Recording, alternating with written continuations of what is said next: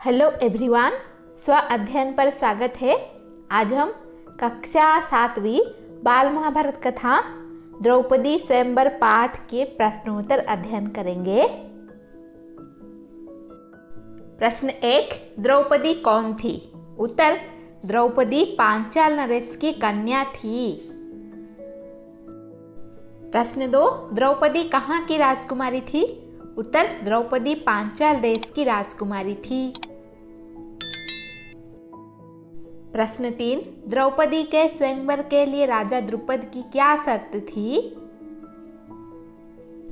द्रौपदी के स्वयंवर के लिए राजा द्रुपद की यह शर्त थी कि जो राजकुमार पानी में प्रतिबिंब देखकर उस भारी धनुष से तीर चलाकर उस पर टंगे हुए निशाने यानी मछली को गिरा देगा, उसी को द्रौपदी वरमाला पहनाएगी। प्रश्न 4, द्रौपदी के स्वयंवर में कौन कौन से राजा शामिल हुए? उत्तर, द्रौपदी के स्वयंवर के लिए दूर दूर से अनेक वीर आए थे, जिनमें धृतराष्ट्र के 100 बेटे अंग, नरेश, कर्ण, श्री कृष्ण, शिशुपाल, जरासंध आदि भी शामिल हुए थे। पांचों भाई माता कुंती के साथ पांचाल देश में कहाँ रुके? उत्तर, पांचों भाई माता कुंती के साथ पांचाल देश में किसी कुम्हार की झोपड़ी में रुके। प्रश्न 6, पांचाल देश में भी पांडव ब्राह्मण वेश में ही क्यों गए? उत्तर, पांचाल देश में भी ब्राह्मण पांडव वेश में ही इसीलिए गए जिससे उनको कोई पहचान न सके। प्रश्न 7, राजा द्रुपद की शर्त को किसने पूरा किया और कैसे? अर्जुन ने धनुष हाथ में लिया और उस पर डोरी चढ़ा दी। उसने धनुष पर तीर चढ़ाया और एक के बाद एक 5 बाण उस घूमते हुए चक्र में मारे और हजारों लोगों को देखते देखते निशाना टूटकर नीचे गिर पड़ा। इस प्रकार अर्जुन ने राजा द्रुपद की शर्त को पूरा किया। कुछ और प्रश्नोत्तर। प्रश्न 1, भीम मंडप छोड़कर क्यों नहीं गया? उत्तर, भीम को भय था कि निराश राजकुमार कहीं अर्जुन को कुछ कर न बैठे। प्रश्न 2, धृष्टद्युम्न ने कुम्हार की झोंपड़ी में क्या देखा? उत्तर, धृष्टद्युम्न ने कुम्हार की झोंपड़ी में अग्नि शिखा की भांति एक तेजस्वी देवी बैठी हुई देखी। वहां जो बातें हुई उनसे उसे विश्वास हो गया कि वह कुंती देवी ही होनी चाहिए। प्रश्न 3, द्रुपद के फूले न समाने का क्या कारण था? उत्तर, यह जानकर कि वे पांडव है, राजा द्रुपद फूले न समाए। किसने किससे कहा? पिताजी, मुझे तो ऐसा लगता है कि ये लोग कहीं पांडव न हो। धृष्टद्युम्न ने द्रुपद से कहा। लघु उत्तरीय प्रश्न, द्रौपदी कहाँ की राजकुमारी थी? उनके स्वयंवर के लिए राजा द्रुपद की क्या शर्त थी?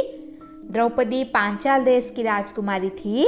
उनके स्वयंवर के लिए राजा द्रुपद की यह शर्त थी कि जो राजकुमार पानी में प्रतिबिंब देखकर उस बृहदाकार धनुष से तीर चलाकर ऊपर टंगे हुए निशाने यानी मछली को गिरा देगा, उसी राजकुमार को द्रौपदी वरमाला पहनाएगी।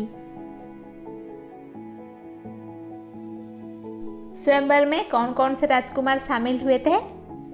धृतराष्ट्र के 100 बेटे कर्ण, श्री कृष्ण, शिशुपाल, जरासंध तथा ब्राह्मण वेश में 5 पांडव शामिल हुए थे। प्रश्न 3, पांचाल देश में पांडव किस तरह रहते थे? उत्तर, पांचाल देश में पांडव ब्राह्मणों के वेश में रहते थे। स्वयंवर में कर्ण के साथ क्या घटना घटी? उत्तर, कर्ण जब धनुष उठाकर खड़ा हुआ और उसका प्रत्यांचा चढ़ाने लगा, तभी धनुष का डंडा उसके हाथ से छूटकर उसके मुंह पर जा लगा। कर्ण चोट सहलाता हुआ अपनी जगह पर जा बैठा। महाराज द्रुपद की शर्त को किसने पूरी की? उत्तर, महाराज द्रुपद की शर्त को अर्जुन ने पूरी की। प्रश्न 6, धृष्टद्युम्न ने कुम्हार की कुटिया में क्या देखा?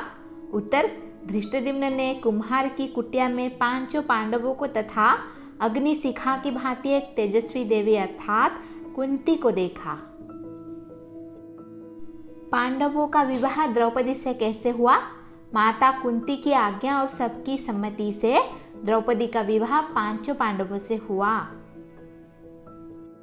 लघु उत्तरीय प्रश्न, पांडव पांचाल देश में आयोजित द्रौपदी स्वयंवर में कैसे पहुंचे?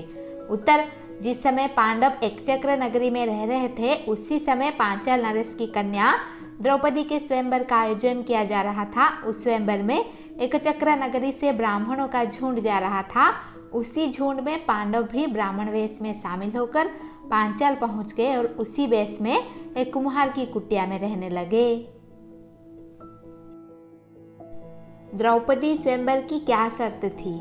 उत्तर, द्रौपदी स्वयंवर की यह शर्त थी कि स्वयंवर मंडप में रखे बृहद आकार वाले धनुष पर डोरी चढ़ाकर उस मछली को